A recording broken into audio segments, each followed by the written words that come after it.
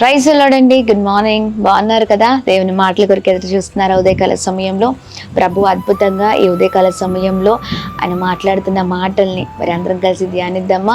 సామెతల గ్రంథం 3వ అధ్యాయం 33వ వచనం, నీతిమంతుల నివాస స్థలమును ఆయన ఆశీర్వదించును. Praise lord. దేవుని నామానికి మహిమ కలుగును గాక. అవునండి, ప్రభు నీతిమంతుల నివాస స్థలాన్ని ఆశీర్వదించే దేవుడై ఉన్నారు. భక్తిహీనులు కాదండి ప్రభుకు కావాల్సింది, నీతిమంతులు. అన్ని విషయాల్లో నీతిమంతులు.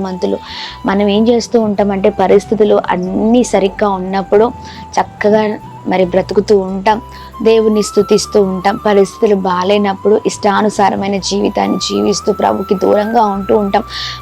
మన చెడ్డ స్వభావాలు, మన మాటలు, మన పనులు, మన చేతులు అన్నీ కూడా ప్రభుకి మహిమను తీసుకుని రాని స్థితిలో ఉంటూ ఉంటాయి. అలా కాదండి, అన్ని విషయాల్లో నీతి కలిగిన వారిగా ఉంటే మనం అభివృద్ధిని చూస్తాం, ఆశీర్వదించబడతాం. భక్తిహీనుడు ఎలా అయితే తన ఇంటి విషయంలో మరి జాగ్రత్త తీసుకోవడం అలాంటి వారికి కాదు, కానీ నీతిమంతులుగా ప్రతి విషయంలో ప్రార్థన, విశ్వాసము, మరి అన్ని విషయాల్లో మరి ఓపిక, సహనముతో మరి ప్రభు ఏదైతే చెప్తున్నారో ఆ మాటలు పట్టుకొని ముందుకు సాగుతూ అన్ని విషయాలు నీతిగా బ్రతుకుదాం.